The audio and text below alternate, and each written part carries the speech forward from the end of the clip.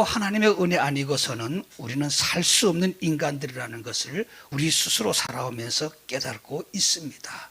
아침에 이 자리로 나오기 위해서 제가 준비를 해야 되는데 또 여러분들 앞에 서야 되지 않습니까? 그래서 제가 옷을 차려입어야 되는데 오늘은 어떤 옷에 어떤 넥타이를 메고 갈까 고민하면서 제 옷장을 열어보았더니 와, 제가 부자입니다.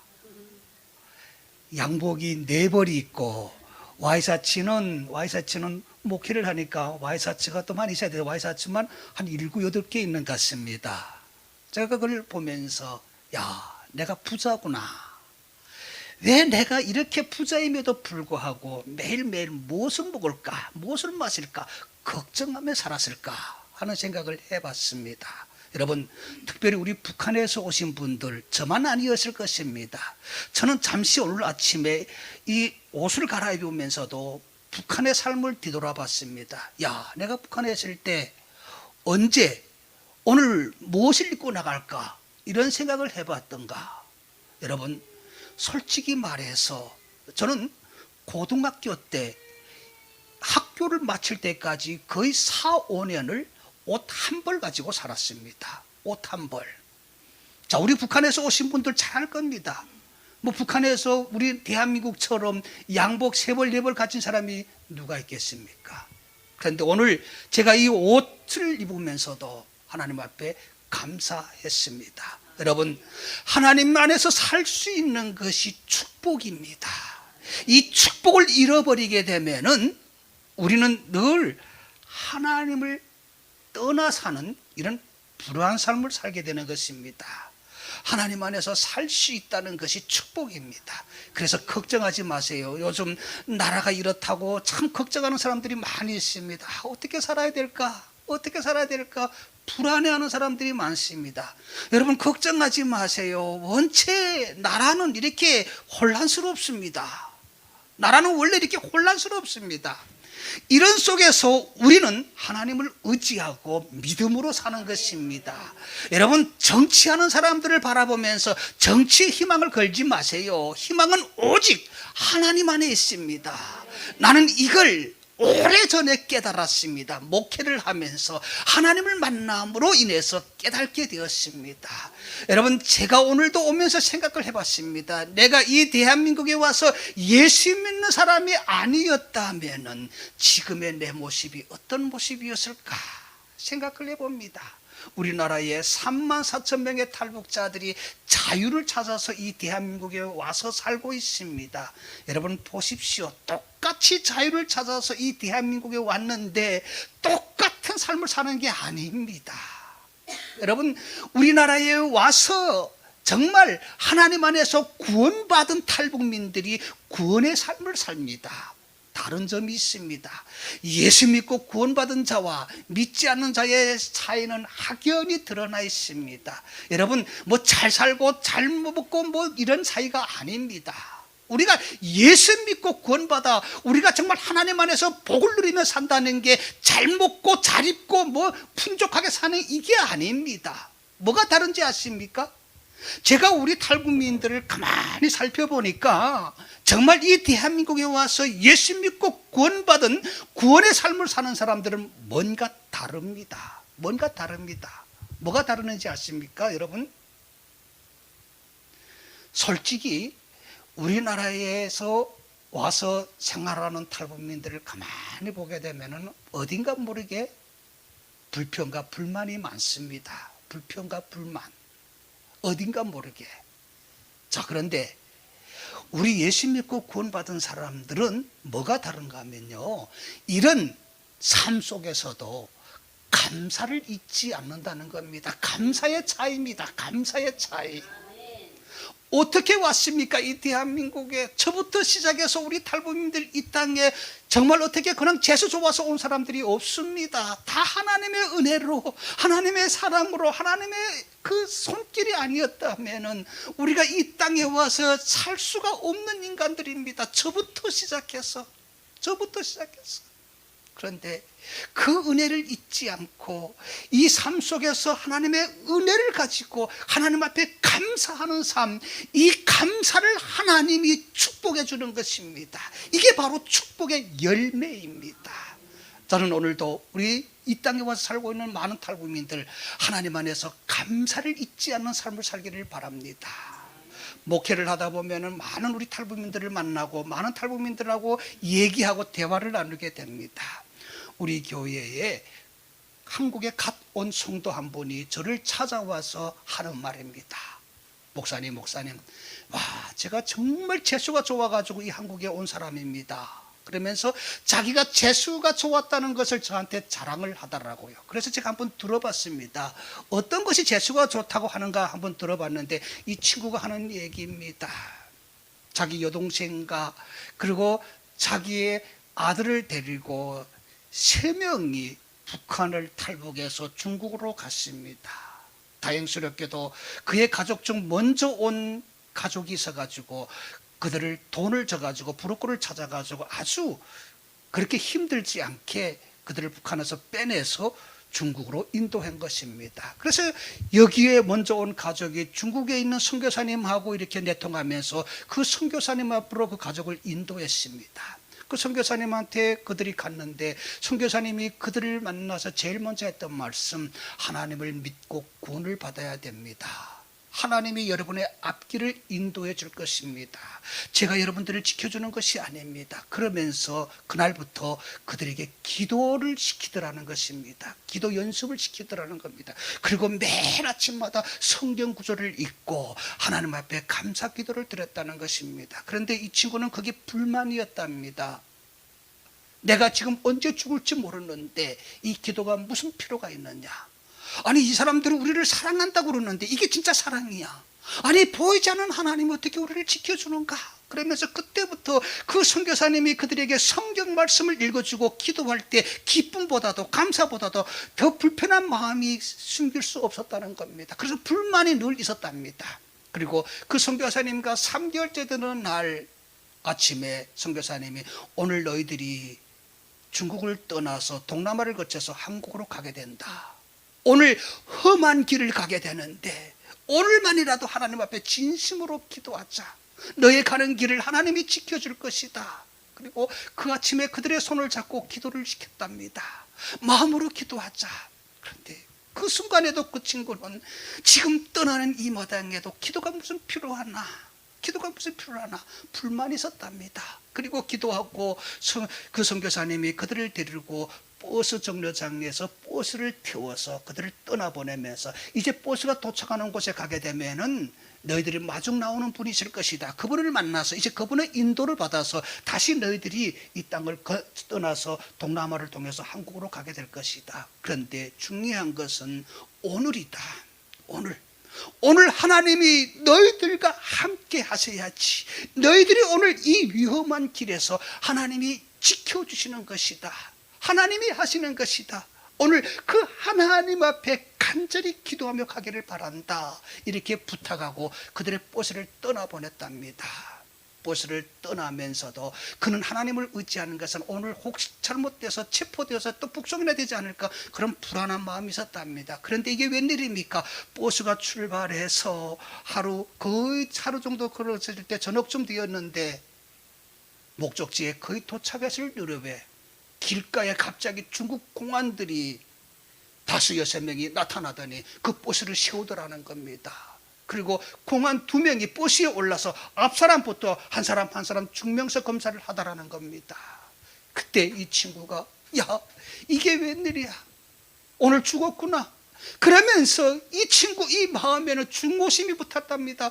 하나님을 의지하고 믿음으로 그 순간을 하나님 앞에 기도해야 될 이 친구들이 그 순간에 중국 공안들을 보면서 분노가 지저는 누구에 대한 분노? 그 선교사님에 대한 분노. 왜 하필이면 그 선교사님을 만났나? 왜 하필이면 오늘 이 버스를 탔나 하면서 그 마음에 중고심이 막 들어오더라는 겁니다. 오늘 죽었구나.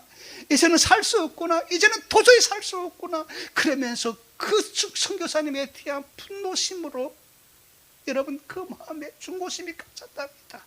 막 그 선교사님이 그 당시에 나타나면 그 선교사님을 막 죽이고 싶을 정도로 그런 중오심이 그날에 그 마음이 일어나다라는 겁니다.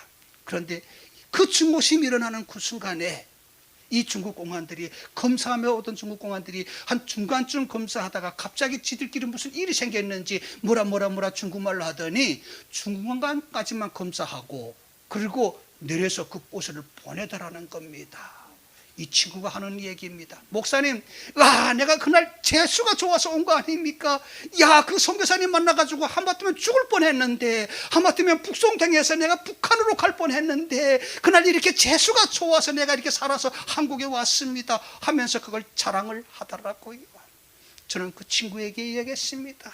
성도님, 그게 재수가 좋아서 당신이 온 당신의 재수였을까요? 여러분 어떻게 생각합니까? 우리는 흔히 삶을 살아가면서 내 안에 좋은 일이 일어나게 되면 항상 재수가 좋아서 그런 일이 일어났다고 우리는 재수라는 것에 생각을 치우치게 됩니다. 그러나 여러분, 그 순간에 그들이 재수가 좋아서 그들이 살아난 것일까요? 저는 그렇게 생각하지 않습니다. 여러분, 그 선교사님께서 그들을 보내고 이것들을 보냈으니까 마음 편하다 그렇게 편안하게 있었을까요? 모름지기 그 선교사님은 그날 하루 종일 그들을 위해서 기도했을 것입니다. 여러분, 그 위험한 순간에 선교사님의 기도로 하나님께서 그 역사를 이루어 주시지 않았을까요? 나는 그 친구에게 얘기했습니다. 이 친구야, 교만하지 마라. 네가 재수 좋아서 그날 살아난 것이 아니다. 너희들을 보낸 선교사님이 그날 하루 종일 나 마음을 졸이면서 너희들을 위해서 얼마나 기도했을까. 그 기도를 들으신 하나님께서 그 순간에 너희들의 생명을 살려준 것이다. 교만하지 마라. 교만하지 마라. 여러분, 이게 바로 우리 인간의 삶입니다. 우리가 이 땅에서 살아가면서 우리는 늘 하나님을 믿습니다 고백합니다. 그러나 우리 안에 내 뜻대로 되지 않은 일들이 일어나게 되면 하나님이 어디에 있는가 하고 불평합니다. 여러분, 우리가 믿음이라는 게 무엇입니까? 괴로울 때나 슬플 때나 믿음이 변하지 않고 오직 주님을 바라보면서 주님과 함께하는 삶이 아니겠습니까? 저도 이 대한민국에 와서 이제는 20년 넘게 살면서 목사인 저도 늘 때로는 기도할 때마다 하나님 축복을 주시옵소서, 행복한 삶을 주시옵소서, 고난이 이제는 다시는 나한테 오지 않게 하여 주시옵소서, 늘 건강하게 살게 하여 주시옵소서. 저도 돌이켜보니까 늘 이런 기도만 해왔습니다. 제가 이번에 허리 디스크 때문에 지금 고생하고 있습니다. 제가 지금 매일 물리치료를 받고 있습니다. 제가 제 자신을 이번에 돌이키게 되었습니다.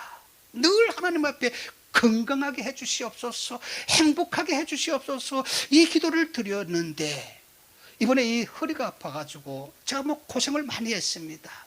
그런데 병원에 가서 누워 있으면서 제 자신을 알게 되었습니다. 여러분, 우리가 늘 행복을 누리는 것이 그것이 행복이 아닙니다. 제가 이번에 병원에 누워 있으면서 제가 깨달은 바가 있습니다. 하나님께서 우리에게 고난을 주시는 것은 이 고난을 통해서 나 자신을 알고 그리고 고난을 겪는 사람들을 기억하라고 우리에게 고난을 주는 것이구나 하는 것을 깨닫게 되었습니다. 내가 병원에 누워 있으면서 내가 생각한 것은 나처럼 아파서 고난을 겪고 있는 사람들을 잠시나마 생각해 보게 된 것입니다. 여러분, 그래서 우리는 하나님 안에서 믿음으로 산다고 하지만 우리는 때로는 축복과 행복과 그리고 나의 건강보다도 고난 속에서 그 고난을 통해서 내가 하나님을 알 수 있는 믿음을 달라고 기도하는 것이 더 중요한 것입니다. 오늘 여러분, 세상이 지금 어떻게 돌아갑니까? 요즘 세상을 보면서 많은 사람들이 불안해합니다. 이거 어떻게 살까? 그러나 여러분, 걱정하지 마세요. 워낙 세상은 이렇게 돌아가는 것입니다. 그리고 여러분, 우리의 희망을 정치인들에게 찾지 마세요. 정치인들에게 우리 희망이 있는 게 아닙니다. 우리의 희망은 오직 하나님 한 분만이 우리의 희망을 책임져 주시는 분이십니다. 저는 오늘도 그 하나님과 함께하는 삶을 살 때에 우리가 믿음으로 승리할 수 있다고 생각합니다.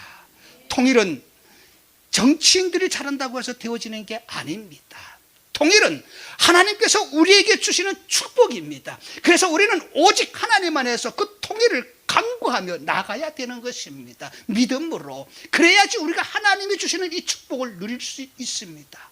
특별히 우리나라에 온 우리 탈북민들 왜 왔습니까? 많은 사람들이 대한민국에 자유를 찾아서 왔다고 얘기합니다. 자유를 찾아서. 그런데 여러분, 이 자유는 누가 주는 것입니까? 세상이 우리를 자유를 주는 것이 아닙니다.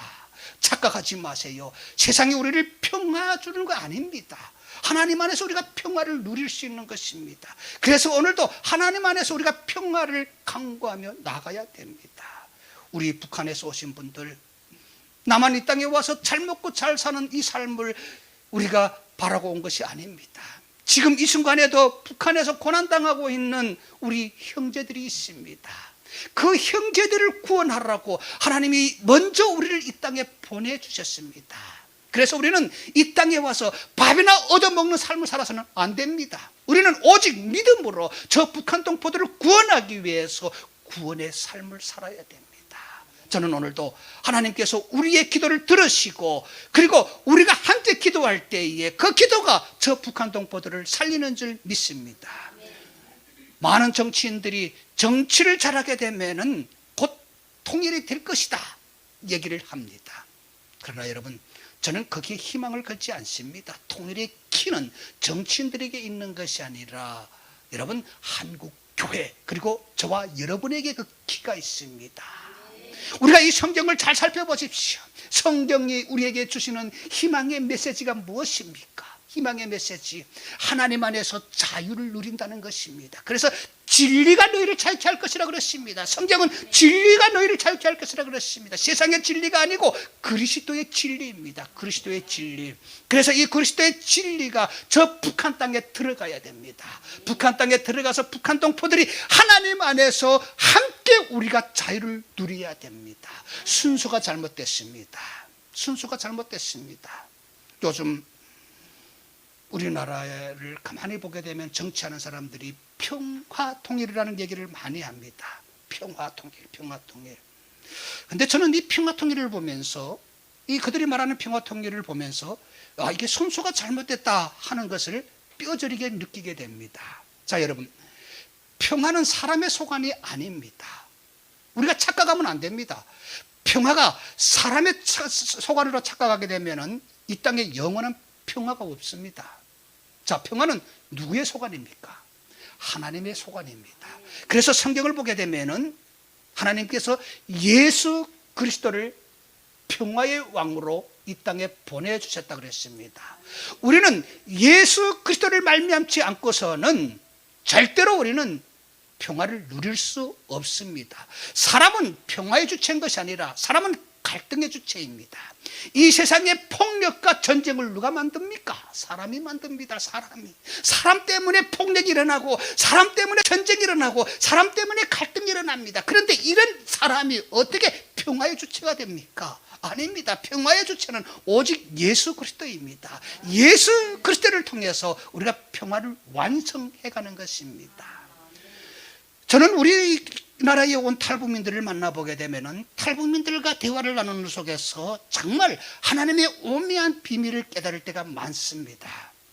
우리나라에 와서 예수 믿고 구원받은 한 탈북 성도가 하는 얘기입니다. 목사님, 내가 이 대한민국에 와서 예수 믿고 구원받아 보니까 북한에서 왜 고난당했는지 그 이유를 알겠습니다 하고 얘기를 하더라고요. 그래서 물었습니다. 그 이유가 뭐라고 생각합니까? 목사님, 성경에 나와 있지 않습니까? 십계명의 첫째가 무엇입니까? 목사인 저에게 묻더라고요. 여러분, 십계명의 첫째가 무엇입니까? 하나님 외에는 다른 신을 섬기지 말라입니다. 이 친구가 하는 얘기입니다. 목사님, 이게 답이 아닙니까?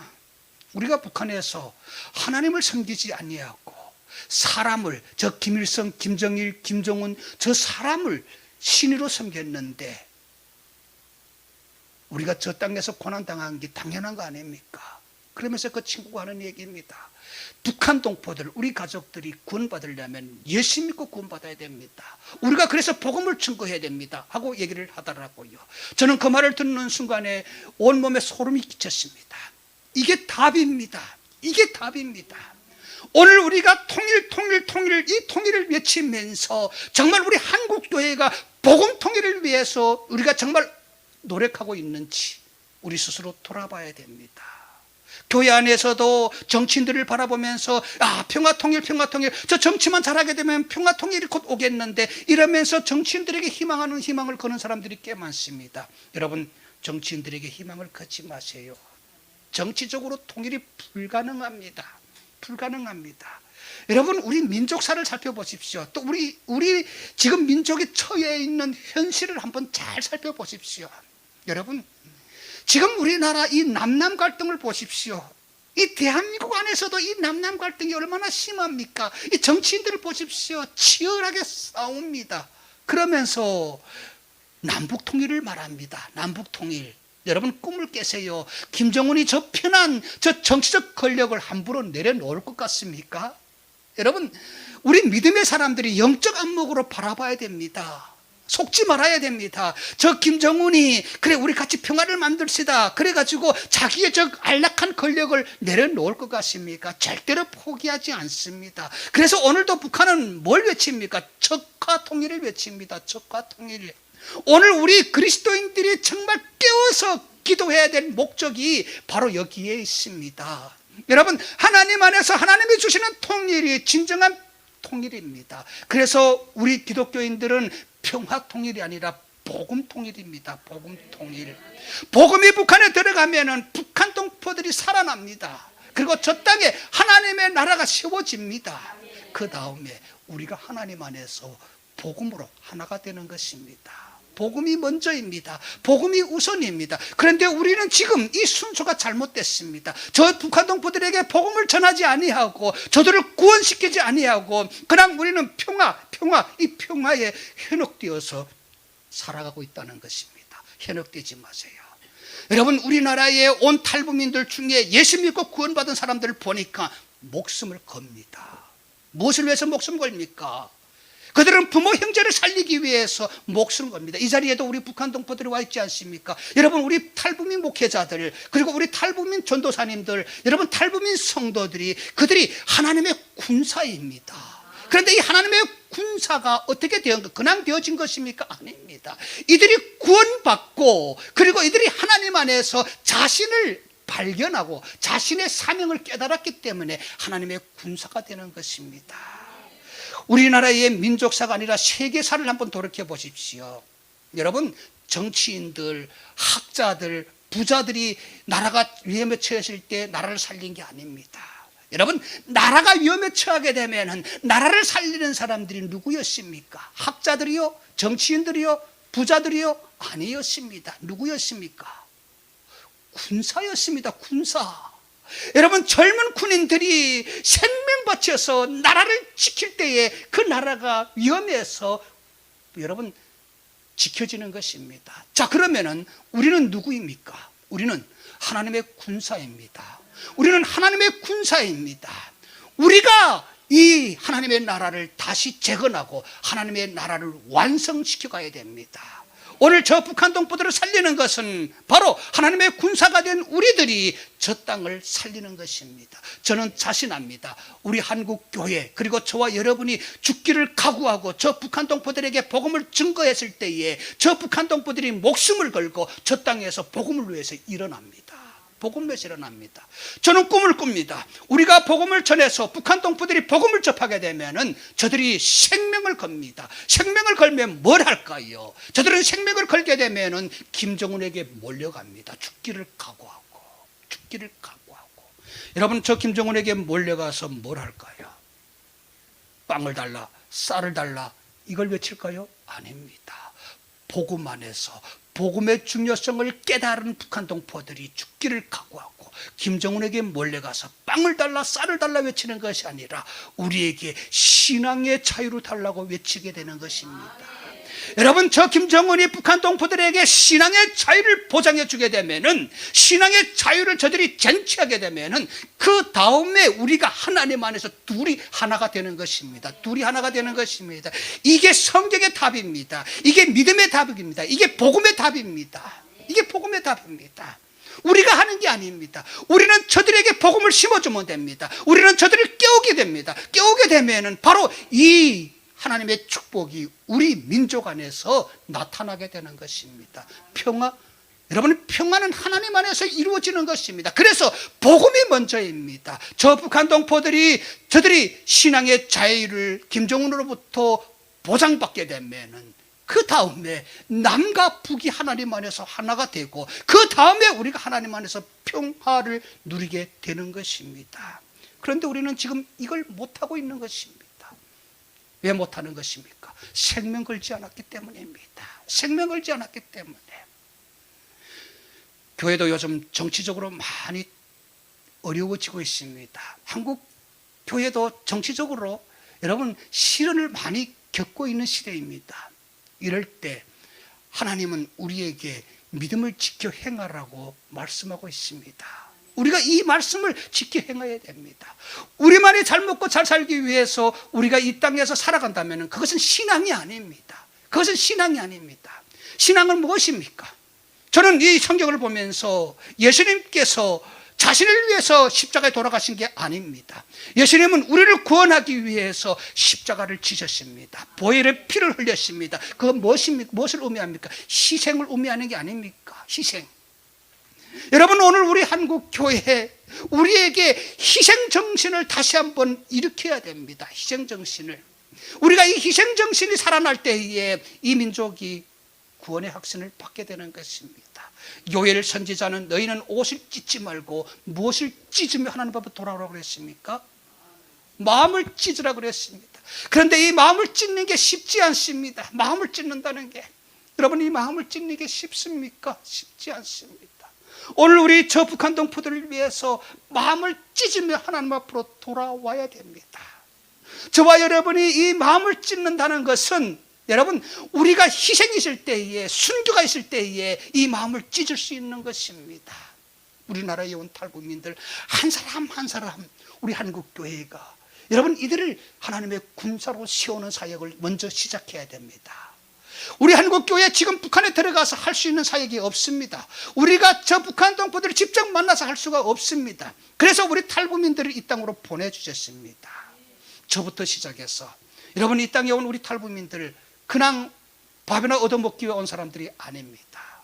하나님은 우리를 이 땅에 보내주신 것은 여러분을 통해서 믿음을 다시 한번 우리 안에 복원하여서 우리 가족 형제를 살리라고 우리를 이 땅에 먼저 보내신 하나님의 일꾼들입니다. 이들을 세워야 됩니다. 저 한 사람을 보십시오. 우리 감리교단이 저 같은 사람 한 사람을 목사로 키워놓으니까 제가 무엇을 합니까? 여러분, 나 같은 사람 한 사람 우리 한국교회가 목사로 키워놓으니까 제가 우리 북한 동포들을 위해서, 우리 탈북민들을 위해서 여러분 복음을 선포하는 거 아니겠습니까? 바로 이 사역입니다. 이 사역입니다. 여러분, 우리나라에 3만 4천 명의 탈북자들이 와 있는데 이들을 우리 한국교회에 잘 세우게 되면은 통일은 하나님 안에서 우리가 그 통일을 쟁취하는 것은 시간 문제입니다. 저는 바로 이 사역을 시작해야 된다고 생각합니다. 독일 통일을 이야기를 하는데 독일 통일을 한번 잘 살펴보십시오. 독일이 그냥 통일되어진 것이 아닙니다. 독일 통일에서 우리가 특별히 배워야 될 것이 있습니다. 여러분, 독일도 여러 가지 통일운동을 많이 했습니다만은 우리가 눈여겨봐야 될 통일운동이 있습니다. 프라이카이프 운동. 이거는 비밀운동이었습니다. 공개적인 운동이 아니었습니다. 여러분, 비밀운동이었습니다. 이게 무슨 운동이었는지 아십니까? 그 당시에 잘 사는 소독이 동독공산 치하에서 감옥에 갇혀 있는 기독교인들과 정치범들을 돈을 주고 소독으로 데려간, 사람을 사간 운동이 바로 프라이카이프 운동이었습니다. 그들을 데려다가 뭘 했는지 아십니까? 소독이 우리가 너희들을 이렇게 데리고 왔으니까 너희들은 이제 이 땅에서 잘 먹고 잘 살아 이렇게 방치하지 않았습니다. 그들을 교회가 품었고 그들을 민간단체들이 그들이 통일의 일꾼으로 키웠습니다. 교육시켰습니다. 여러분, 그들에게 사상교육을 세뇌시킨 것이 아니라 그들에게 고향과 부모 형제를 위해서 믿음으로 사역을 할 수 있는 사역의 틀을 그들에게 만들어주고 깨닫게 했던 것입니다. 그들이 그 서독으로 가서 하나님 안에서 이 진리를 발견한 것입니다. 자유, 자유. 자유는 그리스도의 진리 안에서 자유를 얻게 되는 것이구나. 이 비밀을 깨닫고 그 당시에 동독에서 서독으로 이주했던 탈동독인들이 자기 고향을 통해서 고향 부모 형제들에게 다양한 루트를 통해 가지고 뭘 들여보냈습니까? 자유에 대한 열망을 심어준 겁니다. 자유에 대한 열망. 여러분, 이 자유에 대한 열망을 깨달은 동독 사람들이 여러분 자유에 대한 갈망이 있었습니다. 자유에 대한 갈망. 이 자유에 대한 갈망이 있을 때에 어떤 사건이 일어났습니까? 그 당시에 동독의 지도자가 여행의 자유가 있습니다. 이 여행의 자유를 잘못 발표한 것이 동독 사람들이 자유다 하고 일어났습니다. 일어날 때에 맨손으로 일어났습니까? 여러분, 그 동독 사람들이 여러분 자유다 하고 일어났을 때에 맨손으로 일어난 것이 아니라 한 손에는 꽃갱이, 한 손에는 망치를 들고 일어나서 어디로 몰려갔습니까? 어디로 몰려갔습니까? 베를린 장벽으로 몰려갔습니다. 베를린 장벽으로 몰려가서 동독 사람들이 자유다 하고 외치고 그들 손으로 그 베를린 장벽을 무너뜨린 게 바로 통일이었습니다. 우리는 왜 이런 위대한 통일을 만들어가지 못합니까? 그런데 이런 위대한 통일은 사상으로 이루어지는 것이 아닙니다. 저는 사상으로 이 나라 통일은 이루어질 수 없다고 봅니다. 너무도 우리는 사상에 이념이 들어가 있습니다. 이념이 들어가 있습니다. 여러분, 그래서 우리는 이 땅에서 오직 복음의 통일을 갈망해야 됩니다. 복음만이 이 땅에 진정한 통일을 주시는 것입니다. 그래서 우리는 그 복음 통일을 위해서 이제는 우리 한국교회에 죽기를 각오하고 저 동포들에게 복음을 증거해야 됩니다.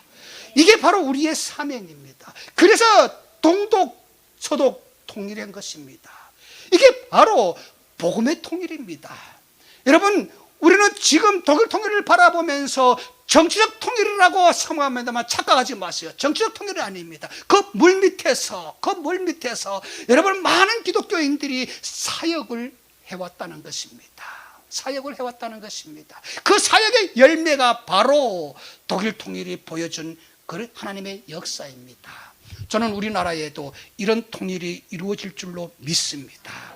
그런데 그것이 그냥 되어지는 것이 아닙니다. 우리는 지금 너무도 오랜 시간 분단되어 살아왔습니다. 이 분단 속에서 우리는 이제는 북한 동포들의 아픔마저 잊어버렸습니다. 보십시오, 여러분. 지금 북한 동포들이 어떻게 살고 있는지 우리는 늘 소식을 들으면서 알고 있습니다. 알고 있습니다. 그런데 우리 지금 이 정치적으로 들여주는 것을 보게 되면은 여러분, 정치인들도 우리가 동일하게 통일하면서 북한 동포들을 생각하는 것처럼 얘기를 하고 있습니다. 그러나 여러분, 그 안에는 진실이 없습니다. 예수 그리스도의 사랑이 없습니다. 정치인들이 말하는 통일은 여러분 사랑의 통일이 아닙니다. 솔직하게 얘기해 봅시다. 여러분 오해하지 마세요. 제가 정치인들이 말하는 통일을 가만히 살펴보니까, 그리고 우리나라의 통일 노선을 가만히 보니까 평화인데 이 평화가 누구를 위한 평화인지 제가 어떨 때는 헷갈릴 때가 있습니다. 누구를 위한 평화입니까? 지금 북한 동포들이 죽어가고 있는데 저들을 위해서 우리가 정말 외쳐주고 있는지, 저들의 아픔을 우리 아픔처럼 이해하고 있는지 보십시오, 여러분. 오해하지 마세요. 제가 보니까 우리가 말하는 이 평화 통일은 우리만 그냥 편안하면 되는 통일입니다. 북한이 우리를 건드리지 않고 김정은이 우리를 건드리지 않으면 우리는 평화라고 말합니다. 이건 이기적인 평화입니다. 아주 이기적인 평화입니다. 하나님이 기뻐하는 평화가 아닙니다. 여러분, 하나님이 기뻐하는 평화는 무엇일까요? 우리가 함께 고통당하는 여러분 이 고난 속에서 이루어지는 평화가 아닐까요? 우리가 편안을 느끼면서 김정은 우리를 건드리지 않고 북한이 우리를 건드리지 않으면 평화라고 하는 이 평화는 아주 이기적인 평화라는 것을 하나님이 알고 계십니다. 그래서 이 평화를 하나님께서 주지 않는 것입니다. 여러분은 평화는 고통 속에서 그 평화가 이루어지는 겁니다. 내 안에 고통이 없는데 어찌 평화의 가치를 알겠습니까? 내 안에 고통이 있을 때 그 평화의 가치가 느껴지는 것입니다. 내가 그 고통을 이겨내가면서 평화를 쟁취해야 됩니다. 그래서 우리는 북한 동포들을 위해서 우리는 싸워야 됩니다. 바로 이 사역을 우리는 시작해야 됩니다. 저 같은 한 사람도 이 대한민국에 와서 근황 되어진 것이 아닙니다. 저는 오늘도 하나님 안에서 내가 부족하지만 하나님 안에서 믿음으로 사는 이 삶을 다시 한번 돌아봅니다. 삶을 살아가면서 하나님과 함께하는 삶을 산다는 것, 이것은 우리가 하나님께서 우리에게 말씀하신 그 말씀을 지켜 행하는 것입니다. 이걸 행하기 위해서 저와 여러분이 나서야 됩니다. 나서야 됩니다. 정치적 눈치를 보는 것이 아니라 과감하게 담대하게 나와 싸워야 됩니다. 오늘 하나님은 이걸 우리에게 원하고 계시는 것입니다. 오늘 저와 여러분이 예배를 드리면서 이 예배를 통해서 우리가 깨달아야 될 것이 있습니다. 평화는 하나님의 소관이고 하나님 안에서 이 평화가 지켜진다는 것을 깨달으시기를 바랍니다. 돈으로 이루어지는 것이 아닙니다. 우리는 모든 것을 다 돈으로 해결하려고 합니다. 여러분, 돈이 모든 것을 해결의 열쇠가 아닙니다. 우리는 믿음 안에서 믿음으로 살기 위해서 그 믿음을 가지고 나가야 됩니다. 그리고 하나님 안에서 말씀이 내 안에 임해야 됩니다. 말씀이 내 안에 임하게 되면 그 말씀이 우리를 살립니다. 오늘 본문 말씀을 보십시오. 너희는 먼저라고 그랬습니다. 하나님의 나라에 우를 구할 때에 여러분, 그 하나님 안에서 우리가 모든 것을 쟁취할 수 있다는 것입니다. 오늘 저와 여러분이 하나님의 말씀을 깊이 묵상하며 나가야 됩니다. 그래서 이 땅에 온 탈북자들을 잘 양육시켜야 됩니다. 저는 이 나라에 온 탈북민들을 양육시킬 그 사역이 우리 한국교회에 지워졌다고 생각합니다. 그리고 양육되어진 탈북민들이 저 북한을 살립니다. 그들이 저 북한을 살리는 군사가 됩니다. 저 같은 한 사람도 이 대한민국에 와서 누군가가 당신 예수 믿고 구원받으세요 이렇게 저에게 그 말 한마디에 제가 예수 믿고 구원받은 게 아닙니다. 우리 탈북민들을 하나님 안으로 인도하는 게 얼마나 힘들고 어려운지 아십니까? 여러분, 탈북민들을 하나님 안으로 인도하는 게 쉽면은 이게 복음의 사역이 아닙니다. 여러분, 당연한 것입니다. 탈북민 한 사람을 하나님 앞으로 인도하는 게 어려운 것은 당연한 것입니다. 여러분, 이 어려움을 극복하고 이 어려움을 우리가 이겨내고 탈북민 한 사람을 잘 양육하게 되면 그 한 사람이 하나님의 군사가 되는 것입니다. 제가 예수 믿게 된 것이 여러분, 누군가가 예수 믿고 구원받으세요 이 말 한마디 듣고 제가 구원받은 게 아닙니다. 제가 돌이켜보니까 저도 하나님 안에서 얼마나 교만한 자였고, 그리고 제가 예수님을 만나면서도 불구하고 예수님을 인정하지 않았던 그 삶을 지금도 돌이켜봅니다. 와, 성경을 보니까 사도 바울이 자기는 죄인 중에 괴수였다 그랬지 않습니까? 성경에 보면 사도 바울은 자기가 죄인 중에 괴수였다 그랬습니다. 저는 이 말씀을 볼 때마다 나는 사도 바울보다 더한 사람이었습니다. 그런데 그런 내가 오늘 예수 믿고 구원받아 목사가 되어서 북한 복음화를 위해서 외칠 수 있는 것이 누군가의 희생이 있었고, 그 희생 속에서 하나님을 발견하고 내가 믿음으로 하나님 앞에 나오게 된 것입니다. 저는 일찍이 탈북을 해서 중국으로 갔습니다. 중국에 가서 우연한 기회에 어떤 집사님을 만나서 중국 교회로 가게 됐습니다. 그 교회로 가서 그 교회 목사님을 만났습니다. 여자 목사님입니다. 그 목사님이 제가 북한 사람이라는 걸 알고 저에게 이 성경을 선물로 줍니다. 그러면서 그가 했던 말입니다. 이 성경에 내가 앞으로 가야 될 길이 있고 진리가 있다는 겁니다. 내가 앞으로 가야 될 길과 진리가 있는 책이라니, 이 책이 너무도 호기심이 갔습니다. 탈북자인 우리에게 길과 진리가 있다고 하는 그 말씀은 여러분, 강야에서 여러분 햇불을 본 것과 같은 그런 희망이 아니겠습니까? 내가 앞으로 가야 될 길과 진리가 있는 책이다. 그래서 이 책을 열심히 읽었습니다. 그런데 나는 이 책을 보는 순간에 내 두 눈이 우심되더라고요. 여러분, 북한에 가게 되면 김일성 혁명 노작이라고 하는 책이 있습니다. 우리 북한에서 오신 분들이 잘 알 겁니다. 그게 바로 김일성 말씀이라는 말씀록입니다. 우리는 북한에서 그 책을 이 성경처럼 공부한 사람들입니다. 이 성경을 보니까 마치 그 김일성 혁명 노작이 떠오르는 겁니다. 와, 어떻게 세상에 이렇게 똑같은 책이 있을 수 있나? 이게 우리 위대한 장군님의 혁명 노작을 모방한 책이네, 이런 생각이 들더라고요. 그러니까 내 안에 은혜보다도 화가 치밀어 오르더라고요. 김일성한테 한 번 속은 것만 해도 분해 죽겠는데 또 하나님이라는 사람한테 또 속아야 되나? 그 당시에 이런 생각이 들었습니다. 그래서 화가 치밀어 올라가지고 여러분 이 책을 가지고 목사님에게 달려가서 이 성경책을 목사님에게 던지면서 따졌습니다. 목사님, 이 책에 내가 앞으로 가야 될 길과 진리가 있다고 그래서 읽어봤더니 이 책이 우리 위대한 장군님의 혁명 노작을 모방한 책이네요. 이런 책을 나더러 공부하라 그럽니까? 그리고 내가 화를 내면서 목사님에게 따졌습니다. 그때 목사님이 저를 진정시키면서 하나님은 살아계신 분이다. 이 책은 너희 위대한 장군님의 혁명 노작을 모방한 책이 아니고 살아계신 하나님의 말씀책이다. 그러면서 얘기를 하는데 여러분 이게 내 마음에 심어지지 않더라고요. 여러분 성경은 우리 믿는 사람들에게는 진리의 말씀이지만 믿지 않는 사람이 성경을 본다는 게 얼마나 곤혹스러운지 아십니까? 그래서 우리 마음에 믿음이 중요한 것입니다. 믿음이 있어야 이 성경이 진리의 말씀으로 이 마음에 심어지는 것입니다. 믿음이 없게 되면은 이 성경 말씀도 믿어지지 않습니다. 그래서 우리 안에 믿음을 심어주는 것이 중요합니다.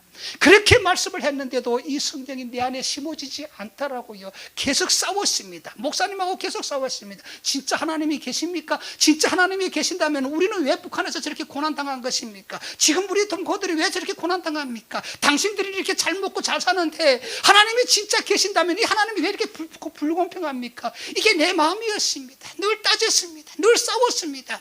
거짓말을 하고 또 우리처럼 김일성처럼 또 우리를 속인다고 나는 이렇게 생각했습니다. 그리고 내 마음 문을 딱 닫아버렸습니다. 여러분 사람이 마음 문을 닫아버리니까 아무리 좋은 말씀을 증거해도 그것이 마음에 심어지지 않습니다.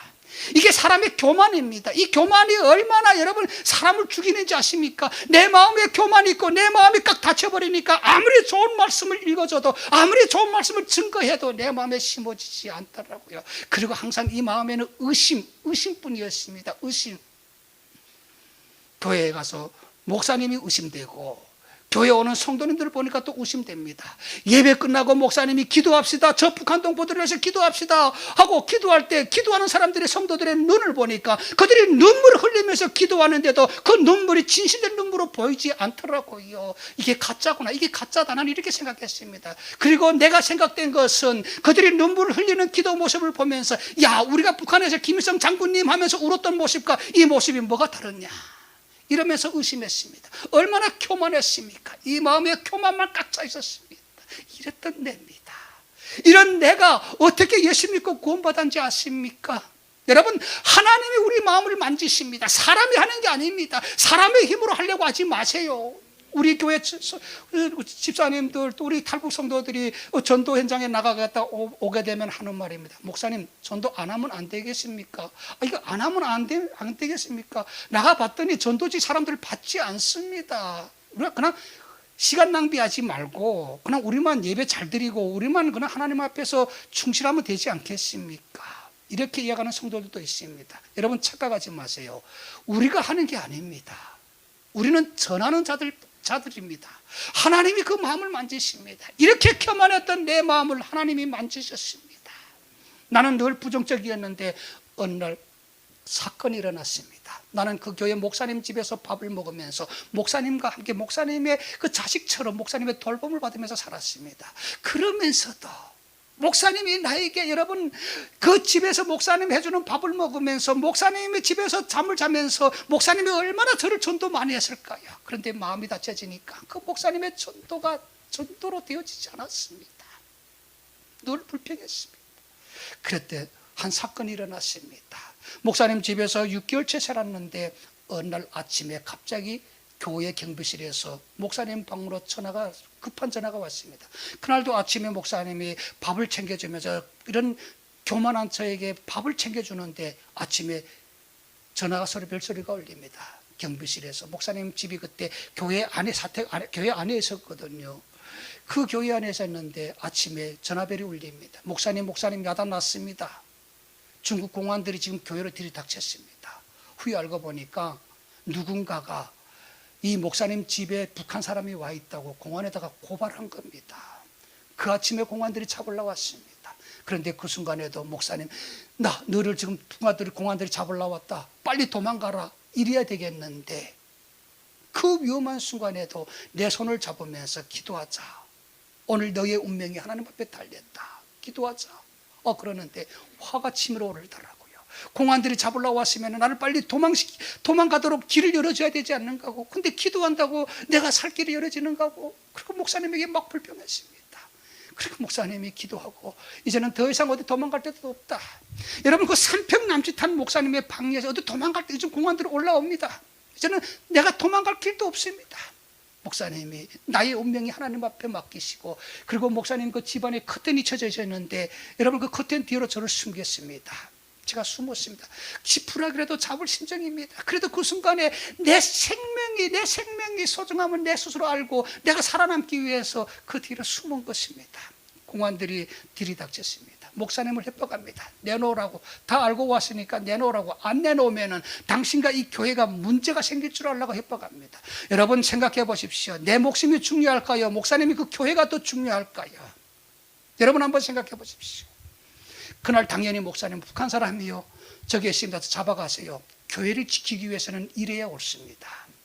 아마 저래도 그랬을 것입니다. 아니, 제가 목사님이었다면 저는 그랬을 것입니다. 교회를 지키는 게 당연하죠. 목사님에게 교회가 무엇입니까? 교회가 우선이 아닙니까? 그래야 되는데 그 목사님은 교회를 지키기 위해서 북한 사람이 저기 있습니다, 그러지 않았습니다. 공안들에게 담대하게 맞서더라고요. 모른다. 그런 사람이 오기는 왔는데 배고파서 밥 한 끼 먹여 보냈는데 뭐가 잘못인가 하고 담대하게 맞서더라고요. 저를 그 집안에 숨겨놓고 어떻게 그런 담대함이 나오는지, 거기서 주 공안들에게 맞섰는데, 여러분, 그날 그 공안들이 이 집안에 한번 뒤져봅시다. 그래서 내가 나오면은 그 목사님은 어떻게 되어야 될까요? 감옥에 가야 됩니다. 수갑을 차고 감옥에 가야 됩니다. 여러분, 지금도 저 중국 땅에서 우리 탈북 형제들을 보호하다가 공안에 체포되게 되면은 중국 사람도 예의가 아닙니다. 중국 사람도 수갑을 차고 감옥에 가야 됩니다. 그 당시에 그 목사님도 당연한 거 아닙니까? 그날 그 공안들을 뒤져봐서 제가 나오게 되면은 목사님은 수갑을 차고 감옥에 가야 됩니다. 그런데도 담대한 마음으로 공안들에게 맞섰습니다.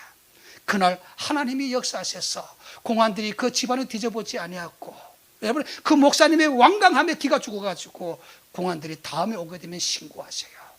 그리고 목사님과 이런저런 대화를 나누다가 가버렸습니다.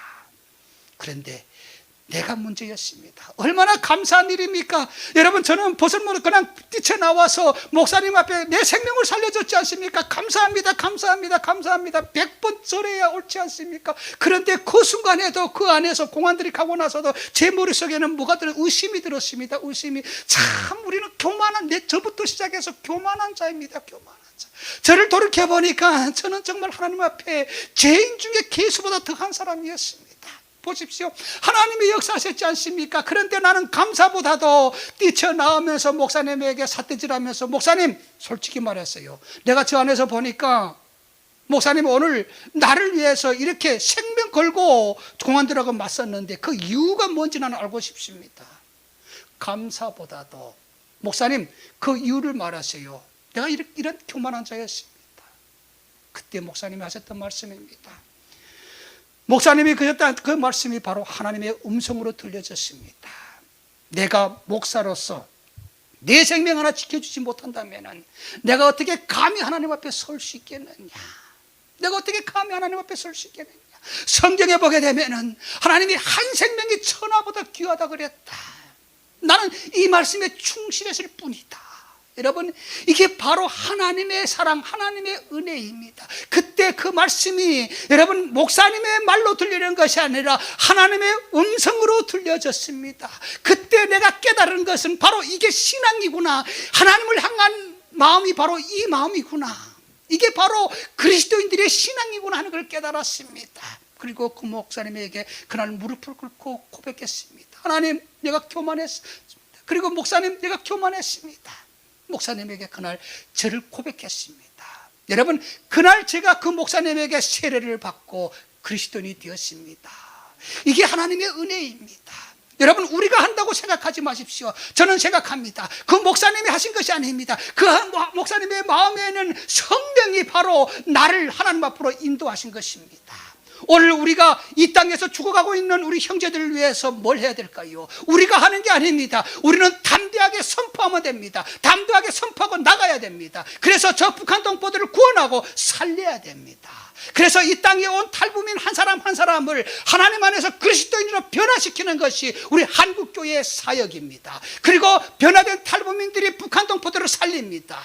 여러분, 이 땅의 한국교회가 이제 우리가 북한 복음화를 위해서 해야 될 첫째 사역은 이 땅에 온 탈북자들을 하나님 안에서 구원시키는 것입니다. 바로 이 구원을 시켜야 됩니다.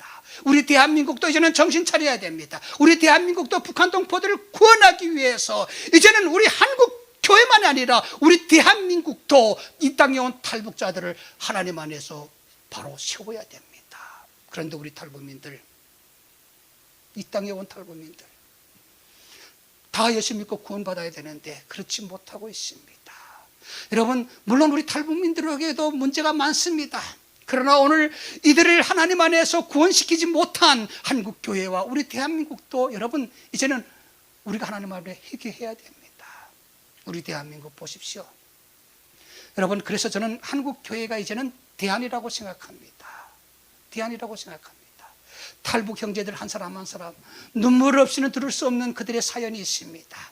여러분, 그 사연 속에서 하나님이 이 땅으로 보내주신 것은 여러분 이 땅에 온 탈북민들을 잘 세우라는 하나님의 명령입니다. 히틀러 암살에 가담했던 본 해퍼는 이렇게 말했습니다. 기독교는 종교가 아니다. 기독교는 하나님과의 만남이라고 그랬습니다.